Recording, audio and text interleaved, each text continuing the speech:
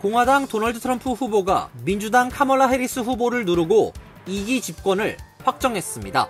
트럼프는 주요 경합주에서 잇따라 승리하면서 당초 예상보다 일찍 큰 차이로 승리했습니다. 대선과 함께 치러진 연방 상원 의원 선거에서 공화당이 최소 51석을 확보, 4년 만에 다수당 지위를 탈환했습니다. 연방 하원도 공화당이 승리할 것으로 예측, 레드 웨이브가 될 가능성이 높아 보입니다. 뉴저지주 연방 상원 의원 선거에 출마한 민주당 앤디 김 후보가 한국계 미국인 최초로 상원 의원에 당선됐습니다. 김 의원은 이민 역사 120년 만에 상원 의원이 탄생했다며 새로운 역사를 써내려가겠다고 밝혔습니다. 뉴욕주 하원, 뉴저지 각 타운 선거에 나선 한인 후보들도 선전했습니다. 론 김 뉴욕주 하원 의원은 7선에 성공했고 뉴저지에서는 새로운 한인 시장이 탄생했습니다. 도널드 트럼프의 재선이 확정되면서 달러 환율이 요동쳤습니다. 일각에서는 연내 원 달러 환율이 1,420원까지 더 오를 수 있다는 전망도 나오고 있습니다. 가상화폐는 일제히 상승했고 트럼프 관련 주식도 폭등했습니다. 이상은 오늘의 주요 뉴스입니다. 시청자 여러분 안녕하십니까? KBN 뉴스입니다. 공화당 도널드 트럼프 후보가 민주당 카멀라 해리스 후보를 누르고 2기 집권을 확정했습니다. 트럼프는 주요 경합주에서 잇따라 승리하면서 당초 예상보다 일찍 큰 차이로 승리했습니다. CNN과 뉴욕타임스 등은 오늘 실시간 개표 현황을 토대로 공화당 트럼프 후보가 승리를 위한 매직 넘버 선거인단 270명을 달성했다고 집계했습니다.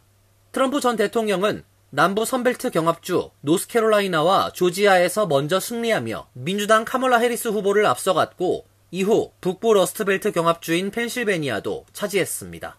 19명의 선거인단을 보유한 펜실베니아는 명실상부 이번 대선의 필승 지역이었습니다. 특히 2016년에는 트럼프 전 대통령을, 2020년에는 조 바이든 대통령을 뽑아 캐스팅 보트 역할을 했습니다. 한동안 선거인단 270명 확보까지 한 자릿수만을 남겨뒀다가 역시 러스트벨트인 위스콘신에서 승리하며 당선을 확정했습니다. 해리스는 18개 주와 워싱턴 DC에서 앞섰으며 트럼프는 32개 주에서 우위를 점했습니다. 트럼프는 51% 득표율을 기록했고 해리스는 47.5% 득표에 그쳤습니다. 예상과 달리 유권자들의 표심이 트럼프로 쏠린 주요 원인으로 경제 문제가 지목됩니다. 출구 조사에서 유권자들은 4년 전에 비해 본인의 경제 형편이 나빠졌다는 응답이 45%에 달해 코로나19 이후 급등한 물가가 선거에 큰 영향을 미쳤을 것으로 관측됩니다. 흑인과 히스패닉 남성의 변심도 트럼프 전 대통령의 승리에 기여했다는 평가입니다. 트럼프는 노스캐롤라이나주와 조지아주에서 흑인 남성들로부터 20% 정도의 지지를 받았습니다. 4년 전 조지아에서 11%, 노스캐롤라이나에서 7%의 흑인 남성표만 얻었던 것에 비하면 눈에 띄게 상승했습니다. 지역 언론들은 라틴계 남성 유권자들 사이에서도 트럼프 전 대통령 지지율이 더 높았다고 분석했습니다. 도널드 트럼프 당선인은 첫 일성으로 미국을 바로잡겠다고 다짐했습니다. 불법 이민자를 내보내고 국경을 막겠다는 입장도 거듭 밝혔습니다. 지지자들은 USA를 외치며 환호했습니다. 대통령 선거의 경합주 개표 결과가 윤곽을 드러내던 6일 새벽 2시 27분께 플로리다주 웨스트팜비치에 있는 컨벤션 센터에 공화당 후보 도널드 트럼프 전 대통령이 등장했습니다. 수십 개의 성조기를 배경으로 부통령 후보인 제이디 벤스 오하이오주 상원 의원과 마이크 존슨 하원 의장 등 공화당 주요 인사들도 자리했습니다. 트럼프는 오늘 밤 우리는 역사를 만들었다고 자축했습니다. 우리는 모두가 불가능하다고 생각했던 장애물을 극복했으며 정치적으로 가장 훌륭한 성과를 이뤄냈다고 말했습니다. 이어 45대, 47대 대통령으로 당선된 것을 큰 영광으로 생각한다며 여러분의 가족, 여러분의 미래를 위해 매일 싸우겠다. 숨을 쉴 때마다 여러분을 위해 싸우겠다고 말했습니다.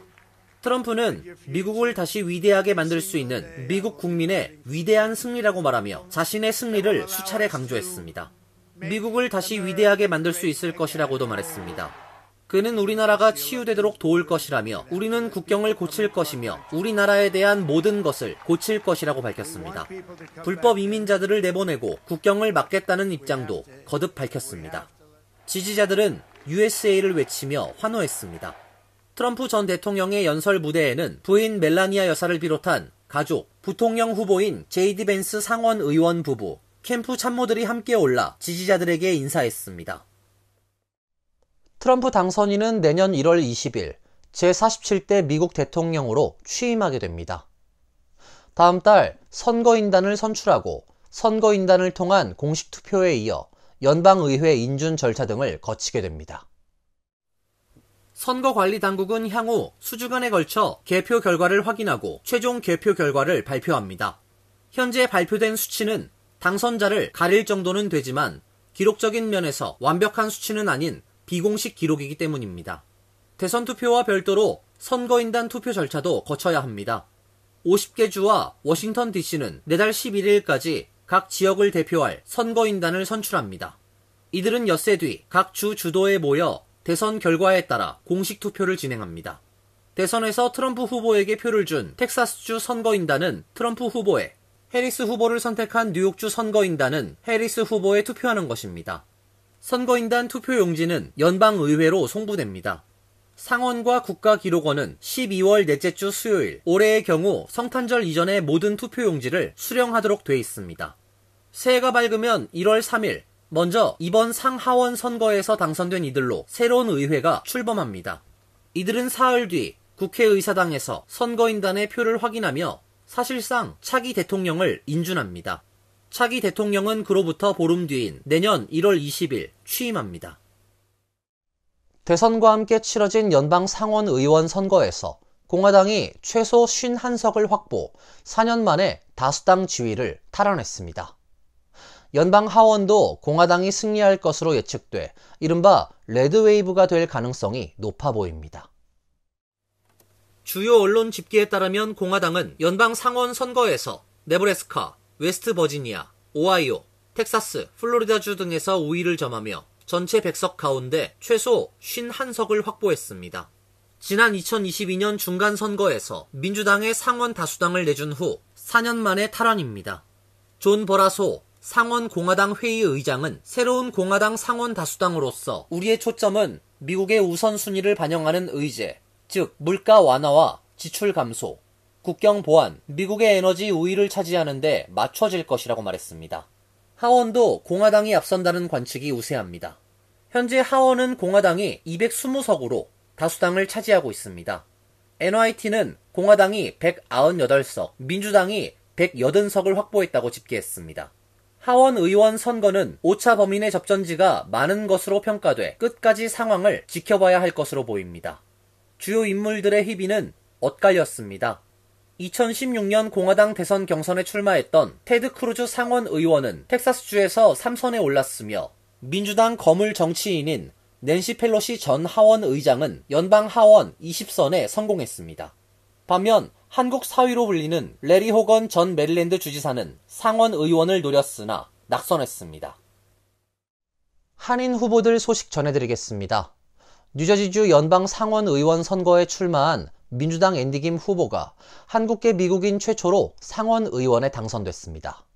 김 의원은 이민 역사 120년 만에 상원 의원이 탄생했다며 새로운 역사를 써내려가겠다고 밝혔습니다.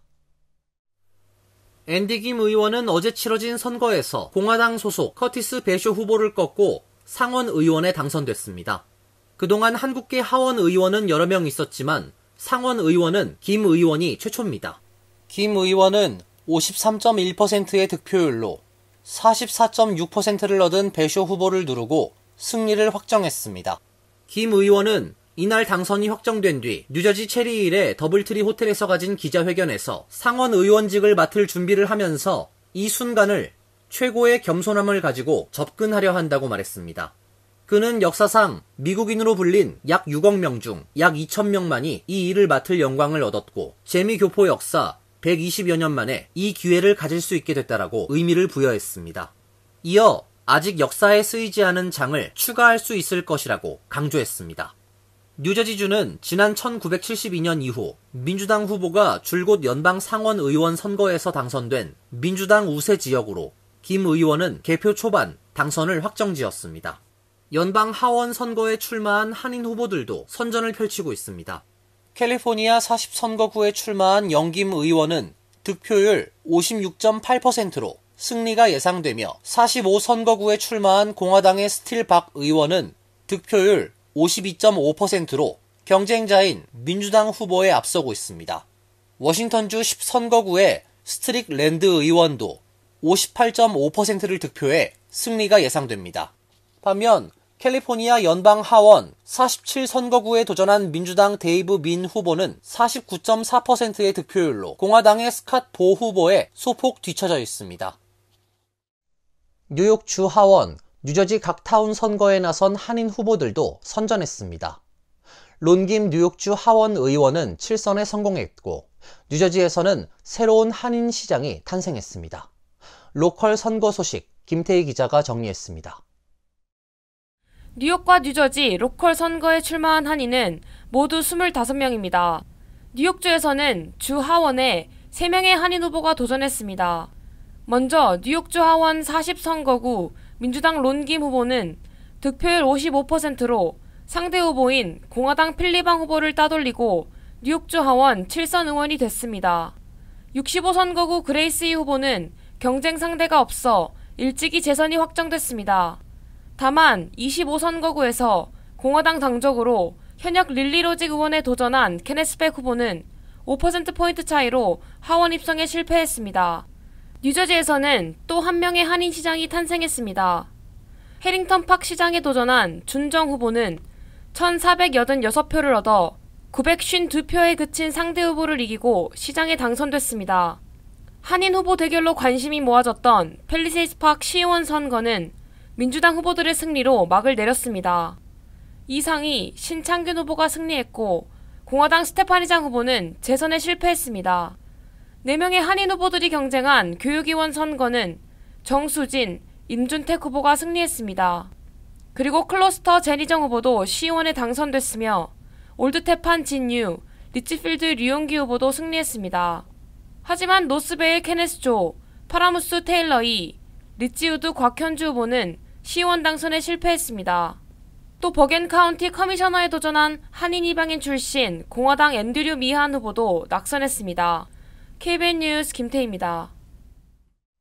이번 선거에서 각 주의 유권자들은 대통령 후보뿐만 아니라 주민으로서 그들 주가 당면한 각종 현안에 관해서도 투표권을 행사했습니다.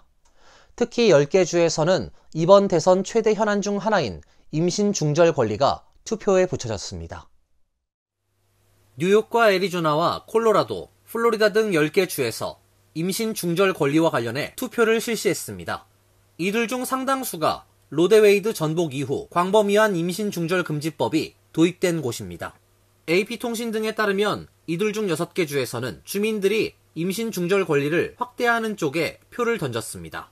애리조나가 대표적인데 이곳에서는 지난 4월 주 대법원이 모체의 생명이 위험한 경우를 제외하고 15주 이후 모든 중절을 금지하는 1864년 중절금지법 재시행이 가능하다고 판결했습니다. 하지만 애리조나 유권자들은 이런 엄격한 임신 중절 금지 제도를 개선하는 쪽으로 투표권을 행사했습니다. 결과에 따라 애리조나에서는 태아의 자궁 외 생존이 가능한 24주 이전에 임신 중절 시술이 가능해질 것으로 보입니다. 애리조나 외에도 콜로라도와 메릴랜드, 미주리, 네바다, 뉴욕이 이번 선거에서 친임신 중절 노선을 택했습니다. 특히 이미 임신 중절이 합법인 메릴랜드에서는 아예 해당 권리가 주 헌법상 권리로 굳어질 것으로 보입니다. 미주리의 경우 22에서 24주 이전 중절을 허용하는데 유권자의 표심이 쏠렸습니다. 반면 플로리다와 네브래스카, 사우스 다코타에서는 임신 중절 접근권 확대를 위한 법안이 부결됐습니다.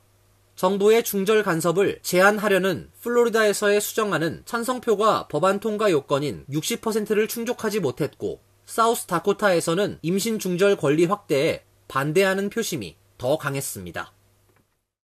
도널드 트럼프의 재선이 확정되면서 달러 환율이 요동쳤습니다. 일각에서는 연내 원 달러 환율이 1,420원까지 더 오를 수 있다는 전망도 나오고 있습니다. 가상화폐는 일제히 상승했고 트럼프 관련 주식도 폭등했습니다. 오늘 서울 외환시장에서 달러 대비 원화 환율은 오후 8시 20분 현재 1,400.5원으로 지난 4월 16일 장중 기록한 1,400.0원 이후 약 7개월 만에 다시 1,400원대에 올라섰습니다. 전문가들은 트럼프 당선인의 주요 정책 공약 영향을 외환시장이 예상하고 미리 반응하는 것으로 분석했습니다. 최근 트럼프 당선 확률이 높아지는 것과 비례해 달러 강세 현상이 심해졌다며 공약대로 높은 세율의 관세가 부과되면 미국 내 인플레이션 압력이 커져 연준의 금리 인하가 일찍 중단될 수도 있기 때문이라고 분석했습니다. 앞으로도 당분간 원화는 트럼프 효과를 업은 강달러에 밀려 약세에서 벗어나기 어려울 것으로 보입니다. 레드 수입이 현실이 되면 중국과의 갈등이 심해져 수출 의존형 국가인 한국에는 타격이 불가피하고 그 결과 환율도 1,400원을 넘어 1,420원까지 오를 것으로 예상됩니다. 트럼프 수의 자산으로 꼽히는 비트코인 등 가상 자산은 가격이 일제히 올랐습니다. 비트코인 가격은 장중 한때 75,000달러를 넘어서 지난 3월 기록했던 기존 최고가를 넘어섰습니다. 주식시장도 요동쳐 트럼프 미디어 주가는 시간 외 거래에서 무려 43%나 폭등했으며 일론 머스크의 테슬라 주가도 10% 이상 상승했습니다. 이어서 간추린 소식입니다. 애완견을 씻겨주겠다고 한 뒤 70대 여성을 성폭행한 한인 남성이 과거에도 범죄 전력이 있던 것으로 드러났습니다. 지역 언론은 지난달 31일 성폭행 혐의로 체포된 한인 토니 최 씨가 2년 전에도 애완견 문제로 논란이 됐었다고 보도했습니다. 최 씨는 지난 2022년 9월 한 고객이 맡긴 골든 리트리버를 3시간 동안 데리고 있으면서 귀, 배, 다리 부분의 피부가 벗겨질 정도로 털을 깎아 문제가 됐었습니다. 매체는 당시 이 사건을 취재했었고 동물관리국으로부터 최 씨의 동물학대 행위를 입증하지 못해 어떠한 형사 고발도 없었다며 하지만 최 씨는 지난해 2번의 음주운전과 여러 번 체포된 범죄 전력이 있었다는 점이 발견됐다고 전했습니다. 최 씨는 10만 달러의 보석금을 내고 풀려난 상태며 오는 8일 인정신문이 예정돼 있습니다. 러닝 전문 매체 러너스 월드에 따르면 텍사스 오스틴 출신 한인 인플루언서 매튜 최 씨는 지난 3일 열린 뉴욕 마라톤에서 실격 처리됐습니다. 주최 측인 뉴욕 로드러너스는 최 씨가 달릴 때 허가받지 않은 두 사람이 전기 자전거를 타며 촬영해 다른 주자들을 방해했다며 이로 인해 최 씨는 앞으로 모든 뉴욕 마라톤 대회 출전을 영구 금지한다고 밝혔습니다. 최 씨는 러닝 인플루언서로 활동하며 틱톡에서 46만 5천 명, 인스타그램에서 40만 5천 명 이상의 팔로워를 보유하고 있습니다. 이와 관련해 최 씨는 5일 인스타그램에 사과문을 게시했습니다. 최 씨는 뉴욕 마라톤에서 풀코스를 2시간 57분 15초라는 좋은 기록으로 완주했지만 무효 처리됐습니다. 캐시 호컬 뉴욕 주지사는 지난 4일 메트로폴리탄 교통국이 2024년 뉴요커들의 전철 이용 횟수가 10억 건을 달성했음을 발표했다고 밝혔습니다. 2022년보다 약 2달 일찍 MTA가 전철 승객 수 10억 명을 돌파한 것입니다. 지난 3일 뉴욕시 마라톤이 진행되는 동안 약 260만 명이 전철을 이용하며 팬데믹 이후 전철 승객 수가 가장 많았던 일요일로 기록됐는데 이 영향이 있었던 것으로 보입니다. 또 지난 10월에는 팬데믹 이후 뉴욕시 대중교통 이용객 수가 가장 많았던 달로 기록됐습니다. MTA에 따르면 지난달 전철 이용객 수는 약 1억 1,400만 명으로 전년 대비 약 1,000만 명 증가한 것으로 파악됐으며 버스 이용객 수도 4천만 명을 넘어서며 전년 대비 300만 명 늘어났습니다. 뉴욕시가 5개 보로 전역에서 600곳의 전기차 충전소를 추가 설치하는 방안을 추진합니다. 뉴욕시는 1,500만 달러 규모의 연방 지원금을 받아 600개의 추가 전기차 충전소를 설치할 예정이며 충전소는 주로 저소득층 지역을 중심으로 공급한다는 방침입니다. 앞서 뉴욕시는 2021년 6월 플러그 NYC 이니셔티브를 시작하고 콘 에디슨과 협력해 뉴욕시 5개 보로에서 100개의 충전소를 설치했습니다. 그러나 전기차 소유주들은 여전히 뉴욕시 내 전기차 충전소가 현저하게 부족한 수준이라고 지적해왔습니다. 또 뉴욕시는 공원국 소유의 8개 장소에 태양광 기반의 충전 포트 32개도 추가로 만들 예정이라고 밝혔습니다. 뉴욕시는 2030년까지 전기차 충전 장치를 총 10,000개가량 만들겠다는 목표를 세운 상태입니다. 환율과 증권 소식입니다.